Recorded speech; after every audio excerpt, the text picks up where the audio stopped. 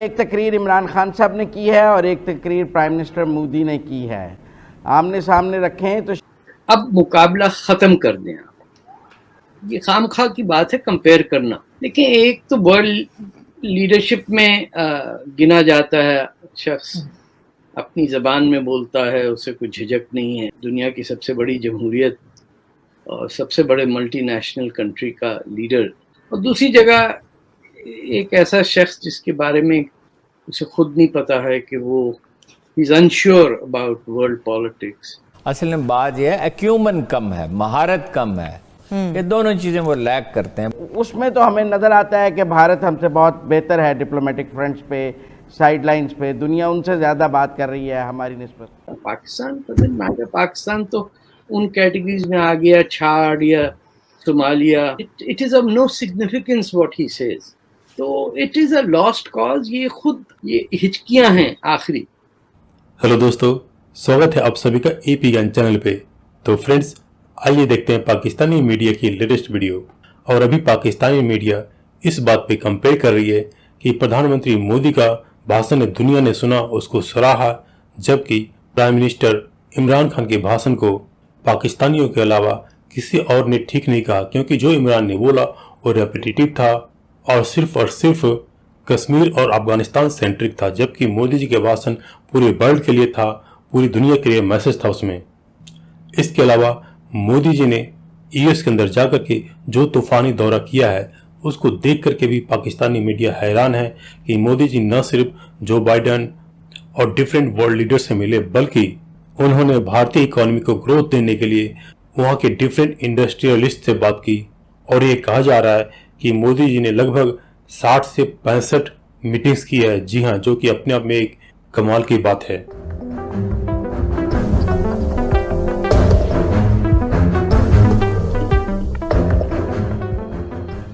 दो जो कहना चाहिए कि प्राइम मिनिस्टर्स हैं पाकिस्तान और इंडिया के, उनको हमने सुना यूनाइटेड नेशन जनरल असेंबली में। तो क्या देखते हैं, क्या फर्क रहा दोनों के स्पीचेस में, और क्या पॉजिटिव बात थी, क्या नेगेटिव थी? सर, क्या कहेंगे आप, कैसी लगी आपको दोनों की एक की रिकॉर्डेड और एक की लाइव स्पीच आपको वहां पे? देखिए, एक तो वर्ल्ड लीडरशिप में गिना जाता है शख्स, अपनी ज़बान में बोलता है, उसे कोई झिझक नहीं है, दुनिया की सबसे बड़ी जमहूरियत और सबसे बड़े मल्टीनेशनल कंट्री का लीडर, जिसको कोई अब नज़रअंदाज नहीं कर सकते आप, ये कोई। और दूसरी जगह एक ऐसा शख्स जिसके बारे में उसे खुद नहीं पता है कि वो is unsure about world politics, तो वो क्या जाके कहेगा वहाँ पे। मैं इमरान खान साहब की बात कर रहा हूँ। अब मुकाबला ख़त्म कर दें आप। एक 18 के अंदर खिलाड़ी है और दूसरे 12th मैन, जिसे नहीं होता 12th मैन भी, क्या 12th मैन, 14th मैन जो है वो पाकिस्तान की हैसियत है। और वो अगर जिसको नहीं नज़र आ रहा वो ख्वाबों की दुनिया में है, कोई एक्सपेक्टेशन ही नहीं है आपसे, कुछ भी बोलें। आप तो नाइट सूट पहन के व्हाइट हाउस में चले जाते हैं, शलवार कमीज पहने हुए, आपको एयरपोर्ट पे कोई नहीं लेने आता, ना आपका कोई विजिट की कोई अहमियत है, ना आप कुछ कर सकते हैं। ये खामखा की बात है कंपेयर करना। इंडिया को आप कंपेयर कर सकते हैं कि भाई सोवियत रशियन के लीडर ने क्या कहा, या ज़्यादा से ज़्यादा नीचे जाएंगे तो ऑस्ट्रेलिया के प्राइम मिनिस्टर ने क्या कहा। पाकिस्तान तो उन कैटेगरीज में आ गया, छाड़ या सोमालिया या मालदीव्स की भी ज़्यादा इम्पोर्टेंस है क्लाइमेट चेंज की वजह से।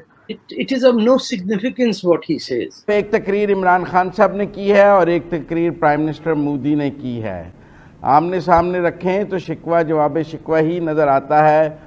उन्होंने भी अफ़गानिस्तान को बहुत सेंटर किया है और पाकिस्तान को बग़ैर नाम लिए टारगेट किया है, और हमने भी उनको टारगेट किया है।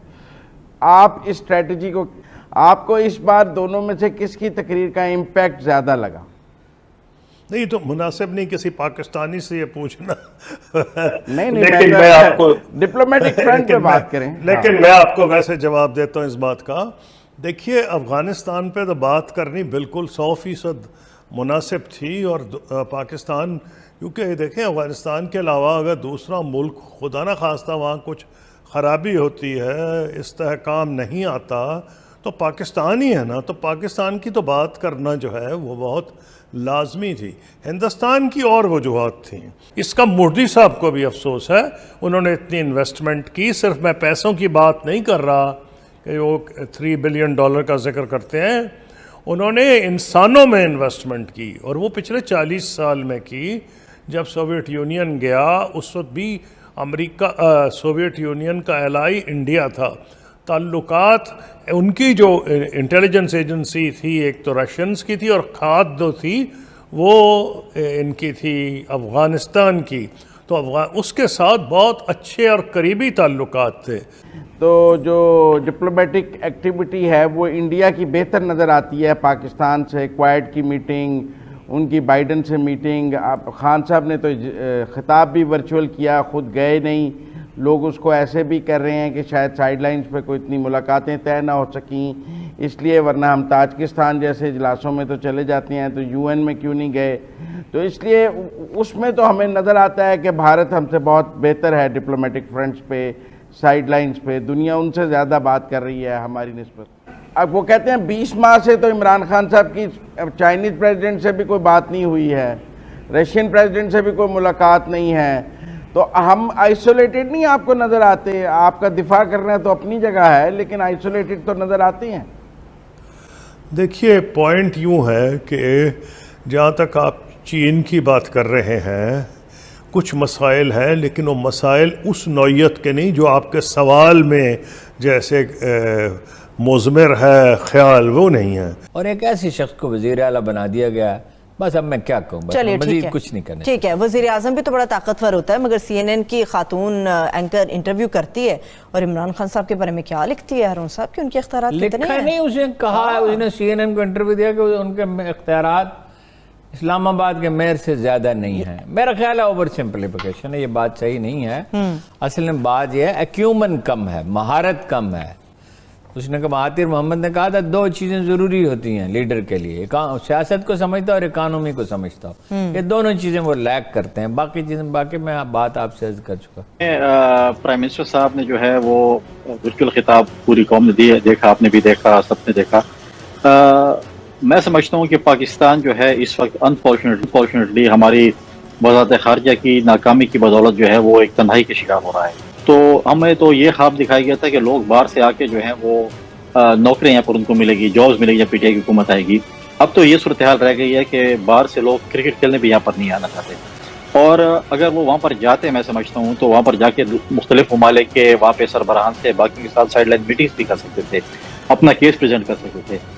बट क्योंकि हमारी फॉरेन पॉलिसी इतनी नाकामी की तरफ जा रही है कि आज मैं समझता हूँ कि उनकी कोई मीटिंग अरेंज नहीं हो सकी, वो किसी के साथ मीटिंग नहीं कर सके, तो इसलिए जो है वो उन्होंने जाना जो है उसको जाने को तरजीह नहीं दी कि हम साइडलाइन मीटिंग्स नहीं हो सकती, तो इसलिए शायद वो नहीं गए और उन्होंने वर्चुअल जो है खिताब किया। तो यही मैं समझता हूँ कि इसकी सबसे बड़ी जो है वो वजूहात हैं कि जो अपना हमारे जो वज़ारत ख़ारिजा की जो टीम है, जो वज़ीर ख़ारिजा हैं, वो उनकी कोई मीटिंग अरेंज नहीं कर सके।